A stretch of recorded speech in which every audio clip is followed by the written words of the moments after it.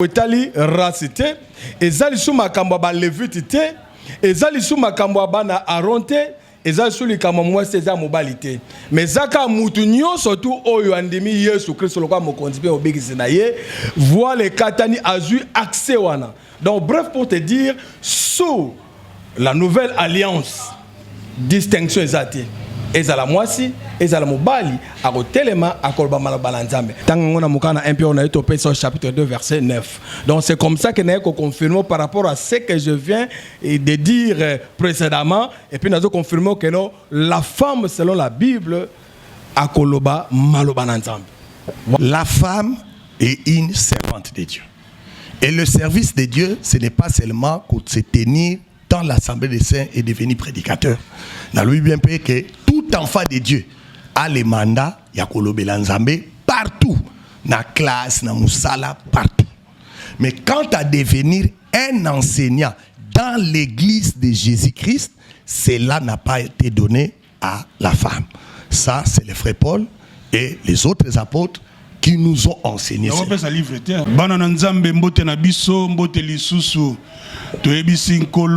Papa Nabiso, Dieu notre Père, merci.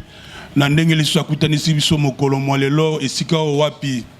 Tukutana basali nzambe mi balé po to beta masolo ndeka to betaka. To ça la polémique té, mais to beta masolo. Ce qui cause la polémique, une polémique responsable. Tu es go finga té, tu es go tongo té, mais tu es go beta li solo de la part de l'Éternel Dieu tout-puissant, créateur du ciel et de la terre. Merci mingi nabino ba banso bozali ko soutenir biso.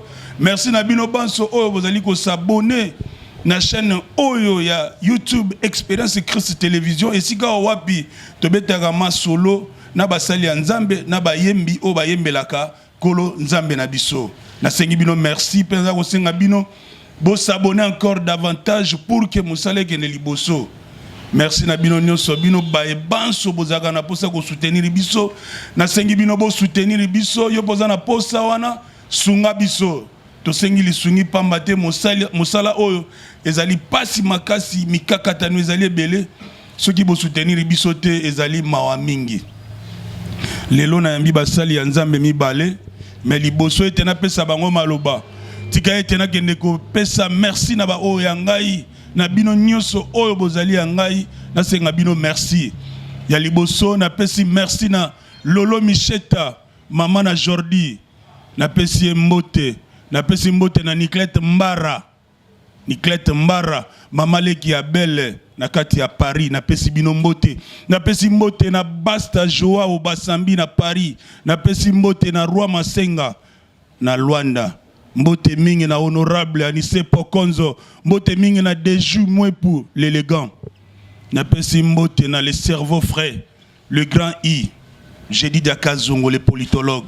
Na pesi bino no so mbote na pesi mbote na Zeikisa Mwela. Na pesi mbote Andi, na pesi mbote mingi na pesi bino banso mbote Juste Kambala, central C mwana Mokengeli. Na pesi bino no so mbote. Basel nanza mbote na biso mbote mingi kombo na Yesu ya zalimba la liboso tolo bana mi présenter na pasteur yo pesa kombo na yo église na yo. Merci beaucoup ndeko pour l'occasion pesi nga kwa netando na yo na mukona lelo peut-être mbala liboso mais na profiter na se présenter. Nga nazali pasteur patient Kodia Kubanza église nanga ezali Mont Horeb mission évangélique Mont Horeb c'est précisément na commune ya Ngaba. Merci beaucoup c'est ça ya loboko wa mobali yekuta ye naziki mingi notre pasteur permanent partenaire na biso ye atana erni to gobenga e akozanga koyate. Merci d'envoyer vos agolandaye, moi encouragement na bino, bon soutenir ye pour asosalam salam makasi. Bonjour pasteur. Bonjour papa journaliste. Tigana no simbela yo. Yo za ko se présenter. OK. Ngana za so se présenter te batno sma yebi. Ngai c'est le prophète Ben, il y a assemblée des saints. Ye azaya toebisa pasteur patient atalaka pe caméra mingi akeba na micro na ya vérifiaka soki so ezali okota matisaka yango mwandambo matisaka tchaka ngomo pemeni po to lobela sur est-ce que moi ça côté est-ce que moi ça côté les maliboso ya mibali aza côté eloko to lobela yango wana mais liboso tikana na tuna pasteur ben na banana na yepo tozakane mingi pasteur webi moi so baba na bible kombo Tamar. Tamar, oui, Nebi Tamar. Tamar azana. Tamar aza bokilo ajida. Tamar aza bokilo ajida. Tamar aza mwana ya David. Parce que Tamar a mon côté baza mo ebele na Bible. Mais Tamar a bota ipena jida. Et qu'est-ce qu'on habite? Tamar bokilo ajida. Tamar a boti pena jida. Tamar a boti na jida. Ouais. Tamar bokilo ya Juda. Ouais. Mais puis que toko lo bango ezaki ndokité wana. Bon, OK, toza Nathan y a ancienne alliance hein. Ancienne alliance Nzamba lobaki que ce sont les hommes qui serviront de signes. Bon, nazana Josué 1:8. Donc tout ce qui s'est passé là, Tamar, bazobotana ba bokilo tout ça, c'était toute une prophétie. Parce que en réalité, ça parlait de Christ. Tangu Sheila, Oya Kolaki, Pesaki pa Tamarte. Donc c'était le temps que le père lui-même devait donner la sémence à la femme. Or le père lui-même, ça montre qu'après l'échec des prophètes, après l'échec de la loi, après l'échec des psaumes, Dieu lui-même allait venir. C'est Ésaïe 35. Dieu lui-même est venu par la personne de Jésus-Christ. Maintenant, Tamar, Bokilo, Abotina Bokilo. OK. Lelo to baba mabni mabanga. Lelo za yo na église na yo. Ote akiza lisum. Quand on habite et a prophétie et l'obélia basakule zaki ba parabole. Ça signifie que quand vous voulez comprendre les prophètes, il faut allumer la lampe. Donc na l'obéli yanzambe chez les prophètes, c'était des paraboles. Donc il fallait interpréter cela. Et ce que j'ai interprété, c'est ce que j'ai apporté là. Donc Tamar, c'est l'ombre et l'image de nous. Oyo tozali à la fois moi c'est à Christ. Et nous savons que Christ, c'est le Fils de Dieu. À la fois, nous sommes femmes de Dieu. Pasteur, c'est rasségué. Pasteur patient. Ogi Marambalobi. Nalandi. Oui, Nakoko Bakisaboye. L'église, la Bible plutôt tout entière, c'est la prophétie. Et puis l'Ancien Testament, et ça l'ombre et Makamo Serenkekoya. L'histoire de Tamar bien c'est connu, oui. Elle a été connue par Bokilo Naye. Mais c'était juste une prophétie. Voilà un peu en quelque sorte et parce que c'était la prophétie, l'ombre des choses qui devaient venir. Donc l'ombre a donc au genou Bokilo Boboti pour la prophétie.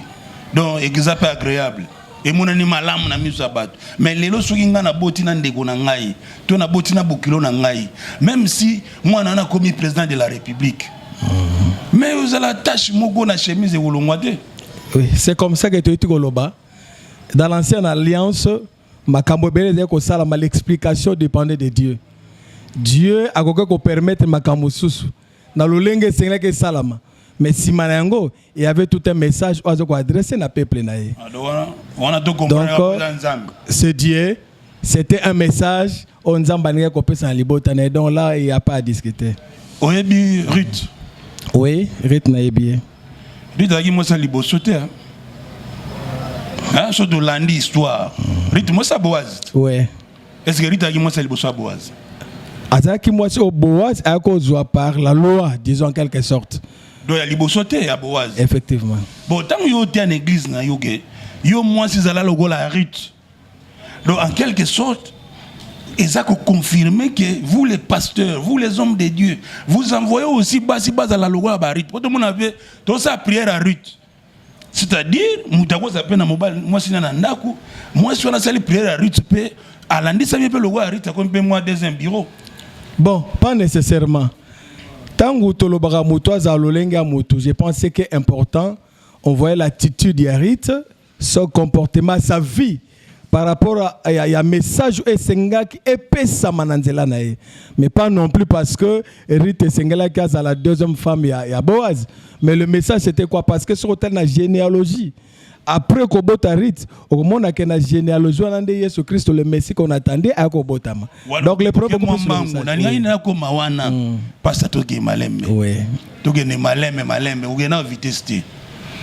prière et Ruth. Et Ruth, azaki mutoyo, azaki na mobali na ye. Ouais. Mobali ya kufi. Rita bandi ko kenena kolanda bokilo na ye. Jusqu'à tel point bokilo bisete yo zana nu kenne bonanzela na yo. Rita bonanzela na ye na kata bilanga akia kutana Boaz. Bino bote akabongo. Boyebisaka bana ya basi baso exemple ya Ruth. Or Ruth libala kota kezaki libala oyo mobali zaki déjà na mwasi pena bana parfois zaki pena basi na bana. Bon tant que ça lelo kolandisa mandengo lobi Tamar zaki prophétie. Bon prière à Ruth lelo.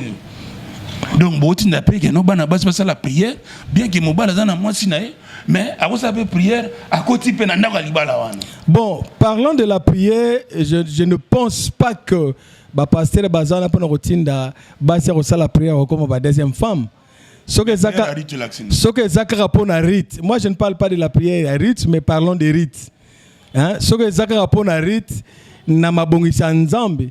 Dieu savait que peu importe la situation, les circonstances, Maïbeka Aden Abatumi Bale Yarit na Boaz et na Simana Ngonde, le Messie, Arbimanango.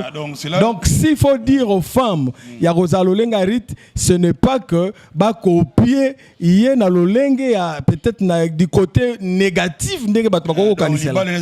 Mais du moins non, négatif selon vous na lolenge zolo parce que Boaz avait d'autres femmes. Na cadre wana. Mais s'il faut parler des rites, et dans le sens il y a prophétie à mabongisini de onzambe abongisaki dans l'attachement. Bien sûr, na exemple nous prenons ce qui est l'enseignement de Dieu par rapport à ces messages. Il faut voir plus loin. Tirita Gokuma na Boaz, qu'est-ce qui a été fait na duré à tout ce temps-là? Tia Kangamana na Naomi, Tia Yarozo Boaz, c'est toute une histoire, c'est tout un message. Donc en vrai dit, Kolobana Moto Azalolokola Rite, ce n'est pas de devenir une deuxième femme. Mais c'est tout simplement peut-être qu'on soit attitude son attachement et jusqu'à ce que la prophétie Anzabe Okoksamananzela nae. Voilà en quelque sorte le message. Pasteur Ben. Pour comprendre les lots courant les groupe et connaître moi un problème et on deux autres caboué pour comprendre. Pasteur Ben. Oui. O justifier rit na nini? O justifier na nini? Bon, ngana sana likamaro justifier j'écriture. Rite tout monde n'a écriture. Et celui qui a donné l'écriture nous a donné ce que c'est rite. Donc l'olenge mon bien-aimé à Tamboliwana, c'est pour démontrer que Rite, sa vie, c'était une prophétie. Notamment une prophétie qui parlait de nous, les gens des nations. Non, parce que les Écritures, c'est une prophétie. Non, c'est clair. L'Écriture est une prophétie. Oh, une prophétie, il faut y avoir le lien et le temps d'accomplissement. Donc, Rite étant déjà une prophétie accomplie, parce que c'est déjà accompli. Pasta. Ok. Ouais. Lelo ko patinete. Ouais. Batu ba olanda biso. Au moins dans le bagano, ça c'est des facilités. Et ça prophétie. Ah ya moi dans prophétie. Ya moi prophétie. C'est aujourd'hui que ça chemin facile. Donc on tika bana ba zone d'ombre on tika ngo yete. Ah ça ka prophétie. Bon comprendre moi ça prophétie. Bon ça to sambelaka. Biso to sambelaka. Tu es prière à Rite. Yebisa biso Rite la na mwasi na ye. Bokilo na ye Naomi. Moi na Naomi akufi. Rita bani na Naomi Naomi a cédé ne tokoloba kende lukanzela na yo. Rita kei na bilanga bana ko travailler akutana mobali moko asepeli na ye Boaz. Boaz aki mutambongo mingi. Na culture juive avoir des champs eza mutambongo. Boaz aki na mbongo na ye asepeli na Rite. Ache lito Rita ndimi. À juillet, à Kenya, pas botina bana, jusqu'à ce que notre Seigneur Jésus-Christ est sorti de cette génération. lelo o tango ça tout ça la lo sambo ya Ruth. En quoi vous ça religion? Karabino moko polygamie za lisum. Mais tout ça ka lo sambo ya Ruth. Tout ça logo la Ruth. Pour yo sauter yango déjà. Moi si vous a logo la Ruth. Logo la Ruth yango na lobit. Voilà. Je crois que il faut d'abord retenir le komoko. C'est que les solo Ruth toujours on a journal mon côté. Nous parlons des Saintes Écritures. Le connaissant les solos aujourd'hui dans les Saintes Écritures, reconnaissez d'abord que les Saintes Écritures est une prophétie. Donc ce sont des prophéties soit.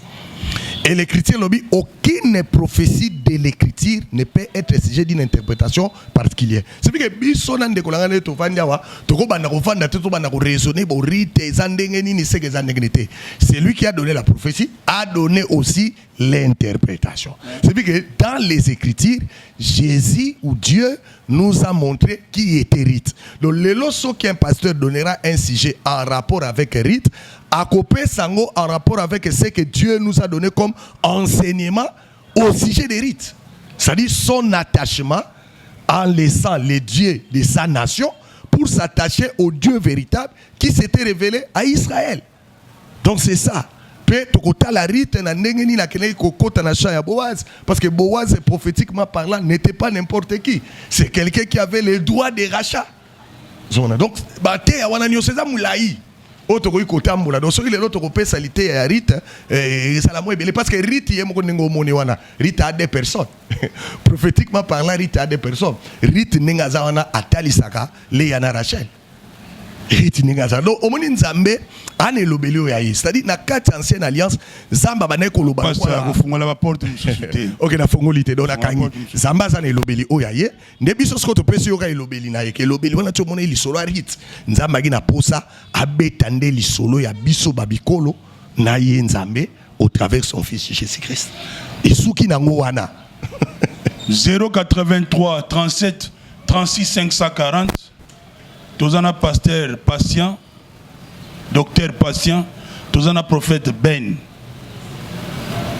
ceux qui ont na posa au mona journaliste au câble mère 083 37 36 540 na ebiete boza ko sepela na expérience Christ télévision bisika o wapi boza ko mona ba publication na biso ndenge ni nezali awa za makamba polémique te awa za makamba ko swana te awa za makamba mbwakela te ezali kambu to beta lisolo nzambe ndenge ezaleli to sa fanatisme te présentons Christ tel qu'il est présentons notre Seigneur tel qu'il est ko inventer routé yebisa biso ndenge ezaleli mutu sana ba parcours na ye lelo to beti parcours ya docteur patienté pour lelo il faut ba yebisa biso pasteur docteur ozana RC bo pesa ngana ndo kabwela bino ozana RC église de réveil du Congo. Bon, pour ne pas koloba o ezalo kuta ba mikolo le kaka nazaka na RSC. Mais pour le moment, naza suna RCT, je suis quelque part. Voilà un peu ça. Bon, na minute on a to komi RSC ngo PC Kabwana. Oh, RSC Kabwana. Kabwana. Koto batu musuba zali, ba musuba bima na RSP basala, hein, mususu pour ne pas totanga ba combo, hein, pour na ko battre là quand même. Le RSC Kabwana. Oui, normalement ils ont Kabwana. Donc nous basala nzembo Kabwana. Bon, dire que basala nzembe ko Kabwana c'est trop dur, mais batu mususu ba sepela ba ke na ngambo na bango pour na ba raison o etali bango. D'intérêt. Bon, je ne sais pas mais ba raison nga na ko lo babongo. Na ko lo babongo, raison pour laquelle bisom sur photo ta non na musika, mais nous sommes aussi quelque part kaka na église tout ça l'anzambe. Kozana RSC tout kozana protestant tout kozala wapi et je pense que ça muto ça l'anzambe té. Voilà en quelque sorte. Zelo kana pas ça ben. Zelo ka pas ça ben. Na be mission précédente pasteur Ben na ebité to hier ngana mission ben pasteur. Mais azaka prophète. Alobaki RC Zali tour de Babel. Hein? OK. Ça se confirme non? Bon, peut-être pas na ba propos on de quoi lobby parce que tant on a lobela ki mingi makamba RC loko la tour de Babel na lobela kango par rapport à la doctrine, c'est-à-dire plateforme on a RC n'a pas de doctrine fixe ou je dirais même n'a pas de doctrine. C'est-à-dire, il y a une association de doctrines, donc ils s'acceptent Kakabongo. Donc ils s'opposent, ils s'acceptent. Alors pour moi, ce n'est pas une église. En tout cas, Bako Luka, Bakombo Nyonso, Bako Luka, mais sauf une église. Parce qu'une église sans doctrine, en tout cas, dans les autres vango, c'est vraiment la confusion. Pasteur Bende, Gotego, Beta, Massa, Sidongi, a Beta, Gatala, Pasteur Ogia. Donc, bino mo doctrine te, RC na bino ana. Ezaki na doctrine te. On se retrouve kuna ndeni. Ka pona luka mukanda. Bon, pasteur Aza libre, il a coupé sa opinion, ça ne dépend que de lui, mais il y a quand même... Il y a un tour de Babel. Tant que yolobi ke ekabwana, c'est que confirmer prophétie na tour de Babel et puis pas mater. Bon, pas nécessairement, il y a un lobby que opinion na yé, ba avis na yé na côté le mélange, il est libre. Il y a ça l'analyse na yé bandenge surtout. Mais sur le lobby que ekabwana, c'est par rapport à ce qui s'est fait, c'est connu de tout le monde. C'est parce qu'il n'y avait pas de doctrine des Agitans. Donc, na koi kolobon te passer la doctrine te. Qu'est-ce qu'on appelle une doctrine? Zaka malakisi. Et ça, pour défendre ses erreurs, il peut en faire un enseignement. Et en tout cas, pour défendre peut-être des erreurs. Mais dans ce qui concerne la Bible, quand même, les enseignements, il y a revendre des alliés. Bon, il y a un lobby. Il y a une plateforme surtout. Il y a un souci à Mukanda. Et vous allez remarquer que Moussa Sakoko Witaboy, Moussa Witiboy, le roi Lazo Luka convertir. Baya Kakako Sangana. Quitte maintenant à celui qui dirige. Non, na lingite na tombé na piège wana kolobakeza ke lo komoko. Non, écoutez-moi bien. Na lingite na tombé na piège à kolobake, ezake lo komoko ya sans objectif. Mais na linka na yebisa yo boyi. Il y a quand même des enseignements, il y a quand même une doctrine. Sauf que, na ba réalité en mboka, na ba réalité à batokoloka convertir. Na réalité église de réveil, na ba réalité église de réveil. Na koloka convertir, moto akoko witaboy même na bereur na ye. Peut-être parce qu'il n'y a pas soit un bureau, il y a qu'on vendre, il y a qu'on lande la bamba kambo, ti on dit ma batu. Na koloka pe effectif et à la bombe. Peut-être c'est comme ça qu'on prenait n'importe qui et n'importe quand, n'importe comment. Il y a un salaire effectif et ça là. En quelque sorte, il y a peut-être au Kokolobellabi Toto. Mais je vous dis qu'il y a quand même une doctrine où ils vendent ça, où ils défendent la RSC. Pas le bélo au Mongo. RC est une doctrine. Ils ont une doctrine à sens ni. Oui. Doctrine à binonga goloba, doctrine à Mukanda. Ils ont Christ Mukanda. Pour se retrouver à Belén RC na poto za Mikanda. Mais elobama ka, tout ça nga na binot. Elobama tena se retrouver na pona za Mukanda. Donc doctrine na Mukanda. Vous avez doctrine moté parce que bitoto ezak na ndenge nini. Oyo a go permettre moi ça teya. Oyo a golata muzabi, ba muzabi nini sultan.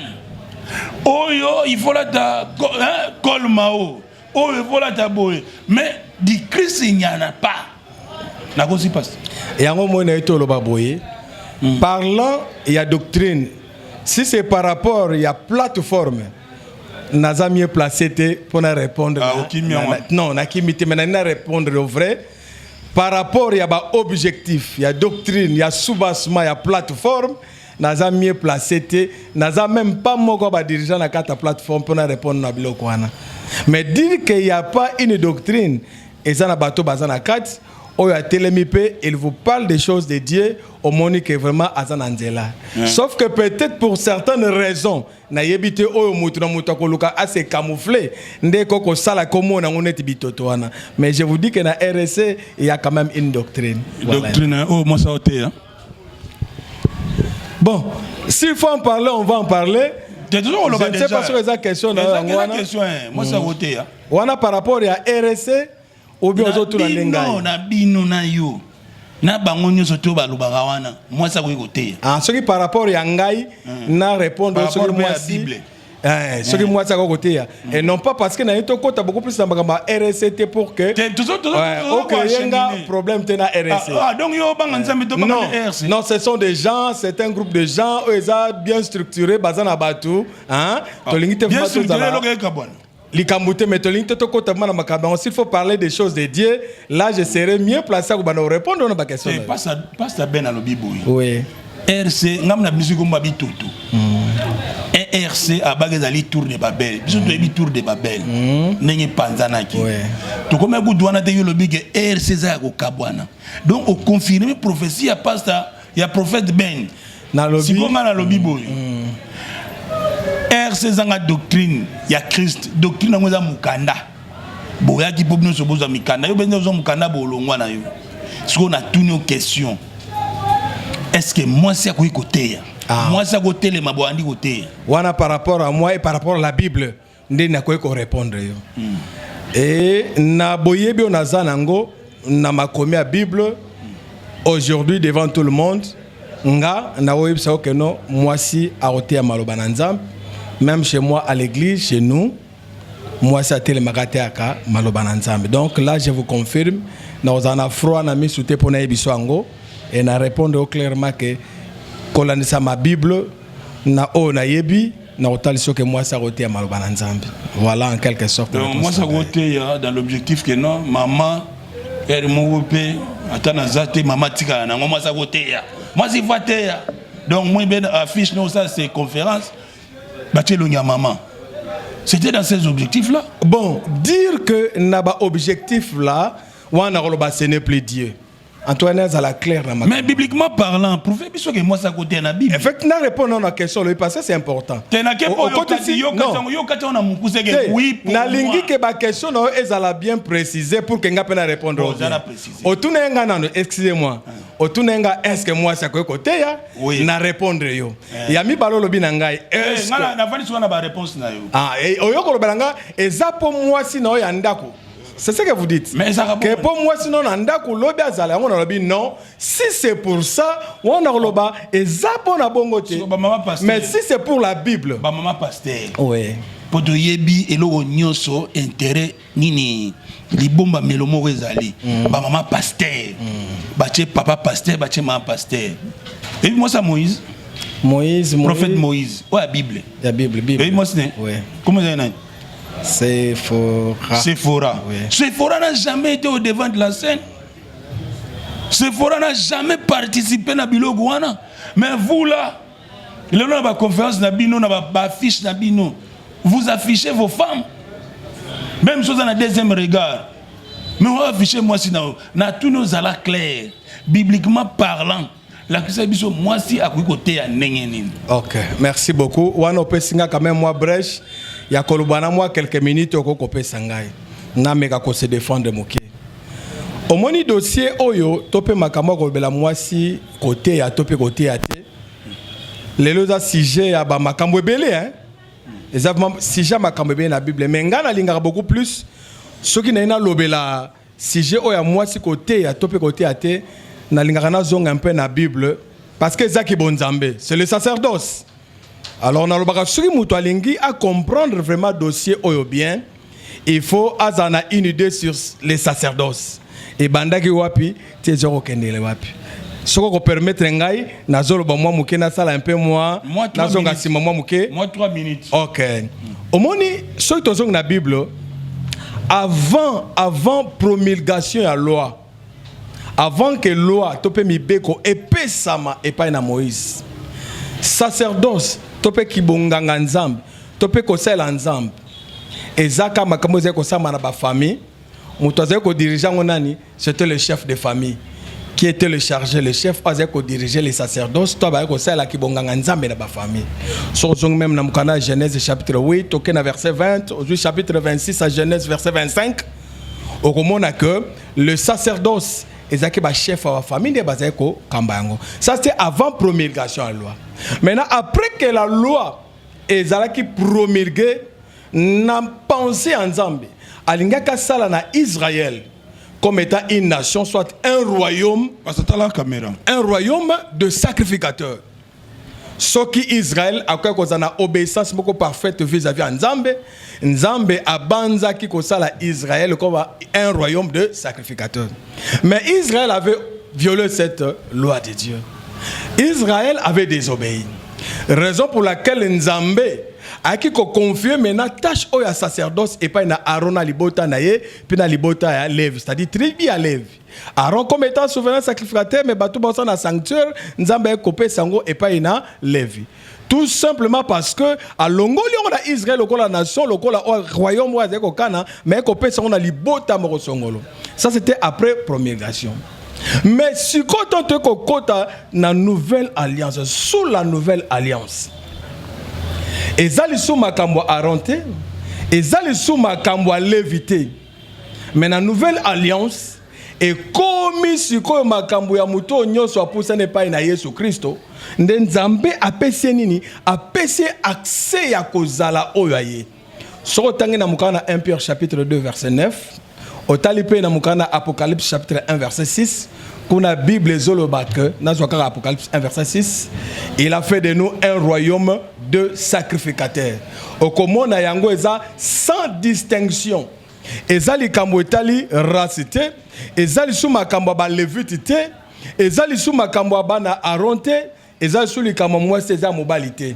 Mais zaka mutu surtout oyo andimi Yesu Kristo lokwa mokonzi pe obikisi na ye, voit les katani azu accès wana. Donc bref pour te dire, sous la nouvelle alliance, distinction ezate.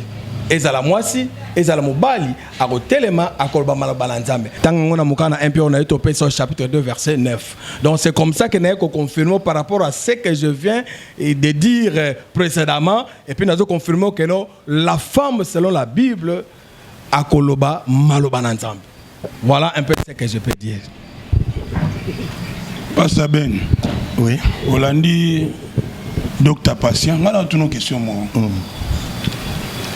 Jacob avansi bana na ye aza kopesa bango mapamboli asuka akomi na place à Juda aebisi Juda alobi tia asuka abi jusqu'à ce que Shilo vient. Shilo ozwa pouvoir wana donc yo Juda pouvoir oza na Lévi ekozwa mepai na yo notre Seigneur Jésus-Christ abimaki na Lévité.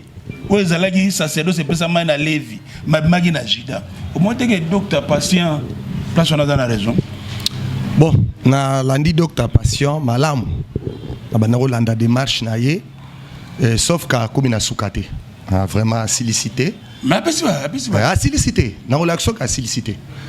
Na kozong la sou oya lobité parce que côté on a nyos atambola ki malamu en parlant du sacerdoce. Mais à ça, attention, c'est que quand on parle du sacerdoce, les sacrificateurs avaient des portions. C'est là qu'on a la souillon sonate. Ma commune lobby que les sacrificateurs, son rôle était d'aller devant la présence de Dieu, plaider pour les peuples, offrir des sacrifices. Ça, c'est la première portion. La deuxième portion sacrificateur, c'est Malachie 2 qui nous le dit. C'est dans la bouche des sacrificateurs que les peuples goyoka la loi. Donc, ça dit les sacrificateurs à des portions. Et dans les Écritures, les bien-aimés qui nous ont enseigné, notamment les frères Paul, ceux qui n'ont bengue Aya Awa, il sera d'accord avec moi, connaissant ces choses-là. C'est comme ça, Paul a bandit ce qu'on précisait dans les sacerdoces royales. Quelle est la portion que la femme a reçu tout comme l'homme, et quelle est la portion que la femme n'a pas reçue? La portion que la femme a reçue, naza d'accord na docteur Nanga, c'était la portion Yakotumba sacrifice. Parce que les femmes, dans la loi mosaïque, dans les sacerdoces lévitiques, n'avaient pas le droit de devenir sacrificateurs. So makila yesoye sali makamunyo swana et pesi basi makoki loko la mibali ya kokota. Voilà pourquoi Paul évoque il y a ni juifs ni grecs, tu sais pas même les grecs n'avaient pas droit à entrer, n'avaient pas droit d'accès dans les temples de Dieu. Maintenant les temples de Dieu qui est l'église, dans les sacerdoces royales, au bien aimé nanga évoqué, ces sacerdoces là donnent accès à tout le monde d'entrer dans la présence de Dieu. Parce qu'il n'y a pas d'entrer dans la présence de Dieu. Quand il dit parler de Dieu, c'est encore trop large. Parce que je le confirme que la femme peut parler de Dieu partout, sauf enseigner dans l'église ou dans l'assemblée des saints. Mais moi, si les les exemples sont les gens. Mais il ne peut pas s'élever. Nakatia lisanga ya basantu akoma motei. C'est pourquoi Nake déjà anticipé qu'il y a aucune femme pasteur, docteur, apôtre, prophète et évangéliste.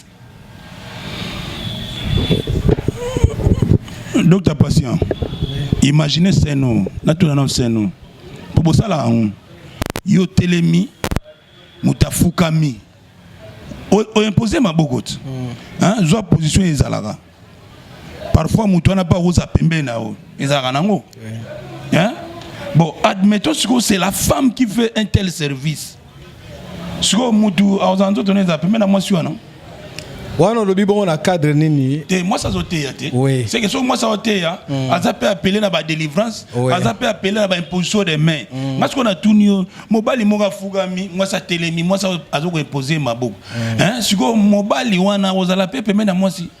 Mais si la personne a reçu mandat de la part du Seigneur, d'abord est-ce que pour notre bonne la pour moto il faut nécessairement imposer les mains? Je dirais non, pas nécessairement.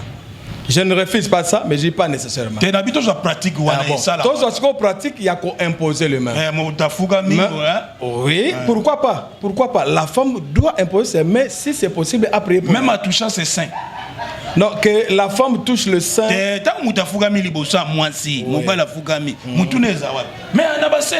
Non, écoute, Namakamunyo Sala. S'il faut parler des choses qui sont spirituelles, tu es spirituel. Mais surtout sur la physique. D'abord, moto fukami liboso na moto. On suppose plutôt qu'il y a un inférieur devant celui qui est supérieur. Et je pense un inférieur devant tout supérieur à Zaka na ba respect. Même ça ba fukami sur na bon de la peau, je ne pense pas que tu dois t'approcher juste bisika ba ça na pas ça. Moi je suis servante, hein. Moi je suis automambeka. Ouais. Azape na bureau na ye. Wa yamba. Mais pourquoi pas? Elle a reçu ce mandat pour organiser ces choses. Soit dans le bureau, où est le mal? Et soit dans la temps période. Soit dans la temps période. Période mensuelle. Et vous avez un bureau ici. Pasteur, je vais vous répondre. Non, pasteur, malembe. Compliqué la femme est dans la période dans sa période, il y a une période mensuelle. Oui. Est-ce que vous avez tout le na lobby boy na répondre aussi par un exemple n'est-ce pas? Parce que tous ya no bien hein. Aux na bureau na yo awa. Et sanga to kuta na yo awa na 13h. Mais na 9h aux alaga mais il y avait quand même des gens. Donc ceux qui mutoyer, ba ro ya mbaye pe. Soit on te fixe un autre rendez-vous. Ça c'est un. Vous comprenez? Mais ça pas comprendre. Ah mais oui, s'occuper en ça na période elle sait comment s'organiser.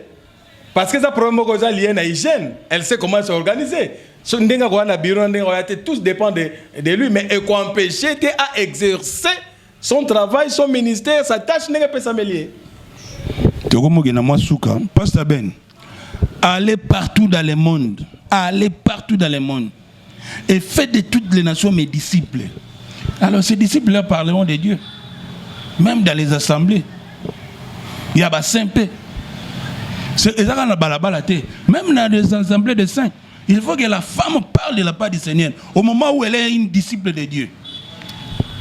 C'est là le problème. C'est-à-dire qu'il faut que ça la part des choses. Il faut que ça la part des choses. La femme est une servante de Dieu.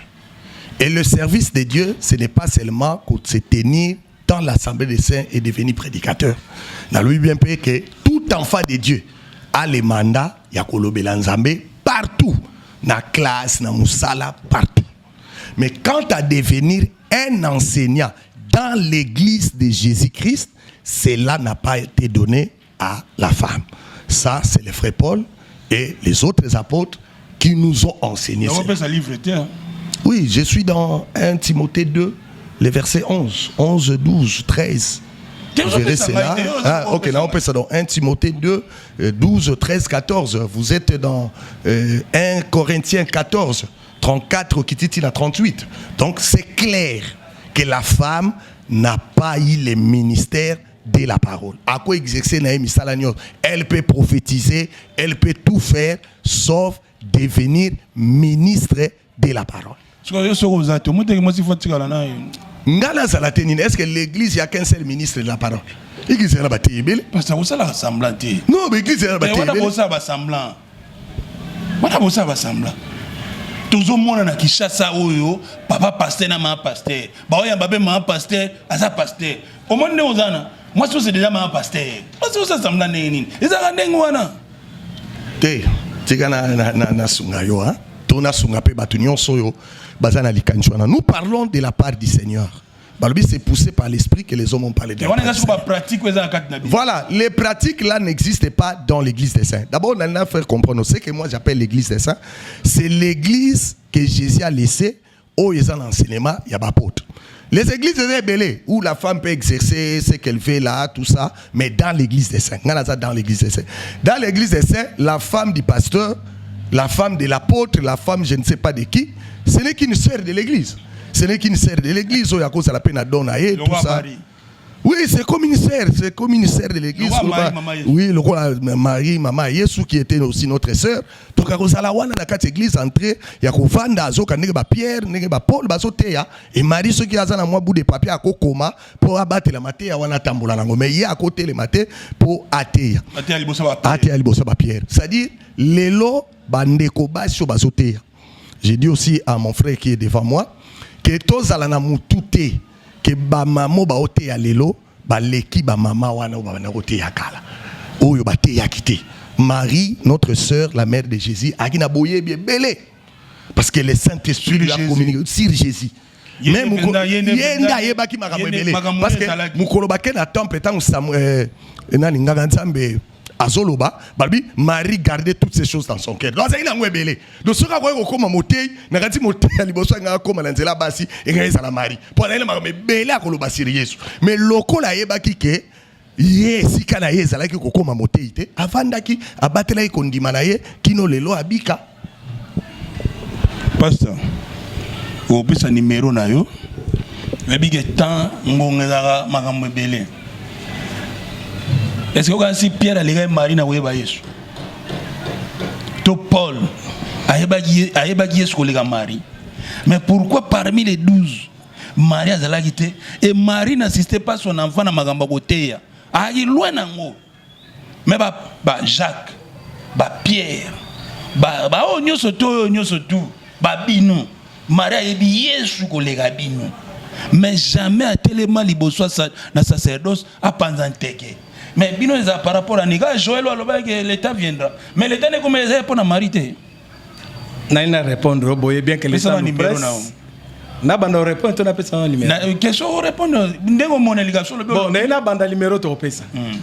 Et na lingina longola mo lo mo moké parce que ce sont les deux écritures ici à Paul, hein, nde chez moi makambo belé. Omoni na kati ya loi ya interprétation ya Bible. Parmi ce principe, il y a un principe majeur. Il y a une interprétation à la Bible qui dit ceci. Ceux qui ont interprété la Bible, au Kolongola, ce verset-là, soit cette portion-là, n'a qu'à y contexte, sinon risque ça, au bimalibanda contexte. Les deux versets que le pasteur Ben a évoqué, c'est qu'il y a Timothée, il y a 1 Corinthien. D'abord, s'il faut parler dans le premier verset, là où Paul dit que je ne permets pas aux femmes, que les femmes se taisent, disons, que les femmes se taisent à l'église. Au moins, la Bible, d'abord, et comment on a mis hein? Surtout que dans le Nouveau Testament, le grec, le grec. Bible araméen, le même araméen, grec, latin. Anglais, alors, français. S'il faut que vous ayez le premier verset à Timothée, là où Paul dit que les femmes se taisent. Si vous avez un texte original, le mot utilisé dans la place à silence. Et soucha, hein? C'est ça le terme grec, ne signifie pas le silence absolu. Parce que le silence absolu n'est pas un abagrep et un sige. Mais quand Paul disait que les femmes se taisent, Azek Kolobaté par rapport au silence absolu, que Bokanga Monoko, mais Azek Koloba par rapport à de petits dérangements, c'est-à-dire un chichotement, verbiage, bavardage. Il faut aller encore plus loin, quand la disposition à Batouné, basé dans les 4 églises à Corinthe. Ce qui a suscité ce genre d'histoire, nous avons bien comprendre. Donc quand Paul disait que les femmes se taisent à l'église, il n'avait pas dit que les femmes gardent. Donc, silence absolu. Non. C'est parce que c'est toute une histoire. Les femmes chichotées, par exemple, l'église n'a pas à gauche, à droite. On pose une question là-bas. Et la femme veut peut-être, ça pose des problèmes. D'ailleurs, n'oubliez pas, ce sont des lettres que le Paul plutôt a écrit pour les églises. Ce sont des instructions qu'il a données. Ce qui veut dire aussi, auparavant, cette histoire s'est exercée dans des églises. Ce n'était pas un silence absolu. Une autre chose, que Mouto Alingi apprendre, moi soit Alingi, Azela Mobali n'a que nous tournons en c'est en quelque sorte ça. Et pour les femmes qui ne sont pas mariées, les célibataires, les veuves qui sont à l'église, s'il faut que retourne mobile, retourne les pasteurs, parce que le pasteur aussi a sa femme. Sauf que la logique, donc bref, je vous dis, quand Paul parlait dans silence absolu, plutôt quand il parlait que les femmes se taisent, et ça qui silence absolu, c'était tout simplement pour éviter des verbiages. Mais quand c'est la soumission, ce n'était pas lié à ministère. Et ça qui est lié à ma c'était juste dans ma cambo et tali libala. Oui. Que celui qui veut devenir un évêque, qu'il soit marié d'une seule femme. Oui. Non. Non. Mais ce sont des instructions que Paul donne. Moto Oyalingi, Azal évêque, un ancien. Parce qu'un évêque, c'est un ancien. Oui. Il faut Azala, Moto Azal marié d'une seule femme. Ce n'est pas mauvais. Ce sont des lois. Mais ici, nous parlons, il y a qu'au servir une zambe dans les temples. Donc moi, je dis, c'est le même Paul qui ne veut pas se contredire. C'est aussi instruction quand on a un titre. Pour la femme. Bon. Enseigner dans quatre églises. Parce qu'on dit que les femmes ne doivent pas enseigner. Quand on dit que la femme n'enseigne pas, la Bible ne précise pas que enseigner, c'est enseigner mibalité. C'est le même Paul qui dit que non, que les femmes âgées vont enseigner dans quatre églises. Mais ils enseignent toujours dans l'église, non? Numéro d'adresse, il n'y a pas d'église. Numéro d'anga contact Zali 00243 89 954 97 40. Église Nabiso Zali, mission évangélique Mont Horeb. Tout ça précisément Sikoyo, l'avenue Nganyema, numéro 155, commune Ngaba. Référence Zali ou Nzangaba, juste il y a un terrain de basket. Merci beaucoup. Lilobana Souka. Lilobana Souka na websa bandeko nyos na église. Ezala basi ezala mibali.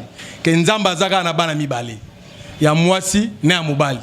Agotinda o keno sombelanga lipa, petindi o keno sombelanga mai. Merci beaucoup. Pasteur Ben. Ok. Malem. Vous réagissez et proposez le banan sur un numéro de téléphone. Voilà, donc n'a regretté ma casse, ma cambo. Monté à lobby parce que nazo mitu nazo gazuliango wapi. Parce que frère Paul hein, tiazo ba moi ça théâté. Kaka na likomi wana, il donne les pourquoi. Parce que quand les bien-aimés patients, les docteurs Azoloba, c'est comme si Paul hein, a tiré biso na suspense. Maintenant, il y a eu des chuchotements. Donc, toutes ces histoires-là de chuchotements, les Grecs, l'araméen, épargnez-nous de toutes ces choses-là. Pierre, Paul est clair. Il dit bien. Pourquoi la femme ne doit pas enseigner? Il dit bien. C'est parce que l'homme a été créé le premier. Où est le problème de chuchotement? Il n'y a pas de problème de chuchotement. Et tant que 1 Corinthiens 14, il est clair. Il est malséant à la femme de prendre des paroles. Bon, peut-être faute de temps, on va répondre rapidement à la question que quand la femme n'est pas mariée à Osaindegeni.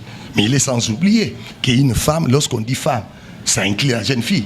Or, la jeune fille dépend de l'autorité de son père. Parce que la femme, toute sa vie, dépend d'une autorité. Ce cas dépend de l'autorité à papa n'a été. Il dépend de l'autorité de son mari. Mais la femme dépend d'une autorité toute sa vie. Donc là, c'est déjà un enseignement que nous prêchons. Donc la femme est dépendante d'une autorité toute sa vie. Ce cas une autorité parent à quelle autorité mobile. C'est ça la vie d'une femme. Donc, Togo régler le camona facilement. Donc, j'encourage bandeko nyonso bazomi pe Satan lokola ba disciple abéré ya kolandaka toujours au balobaka. Ne gobez pas les choses par sentiment. Vérifiez les écritures. Les écritures ndengezana etika biso na suspense. Dieu a tout précisé. So nza malobé lokoma pas Jérémie a précisé te yebaka que pas Esdras a précisé. Donc les choses qui concernent les frères Paul, il a précisé. Et Paul savait qu'il y aura des contestations. Ba penser oh Paul a mona kango déjà tant que prophète. Ne o mona lobi que si quelqu'un croit être inspiré ou quoi avoir une révélation, mais c'est que moi j'ai dit là, c'est un commandement du Seigneur. C'est un commandement du Seigneur. Donc il n'y a pas de prétexte à prendre autour, il y a que la femme puisse prêcher. Voilà, liloba na quoi par rapport à cette émission, na sepeli mingi na basantu nyonso bazolanda biso na pesi bango bambote ebele na pesi pe le docteur patient Ouazali Bosonanga bambote ebele papa journaliste ndeko cameraman pe bandeko nyoso ba Olanda biso depuis un temps. Merci beaucoup. 083 37 36 540 Jean-Claude Kafouka câble mère na pesi pasteur Camille Olomé Bet Shalom Louete D15 Yolo Sud na pesi yo ba mbote ebele pasteur Camille Olomé Bet Shalom Louete D15 Yolo Sud na commune Kalamu. Nzambe apambola yo asunga na mama bambote mingi na bana etonga ya Bet Shalom bambote la bino yango wana bosa abonné botala ba émission yo na yebi ke pasteur Ben na docteur patient bazane belé à koloba mais YouTube c'est le moyen c'est et loco. Alors sur ça pour sunga biso débat je pense la semaine prochaine nous prenons déjà rendez-vous la semaine prochaine de une place de Souki de continuer pour na édification Église corps du Christ. Merci na bino nyonso, merci na mon grand frère propre Pierrot Kambala Lubumbashi le notable. Merci na Macomor Jonathan applaudi par les anges dans les cieux et injurié par les insectes sur la terre. Merci na bino nyonso, merci na Mireille Kajinga na Malueka na tombeli bino mokolo malamu, Nzambe apambola bino, Nzambe abate la Congo et son peuple. Tokutani na prochaine émission. Merci.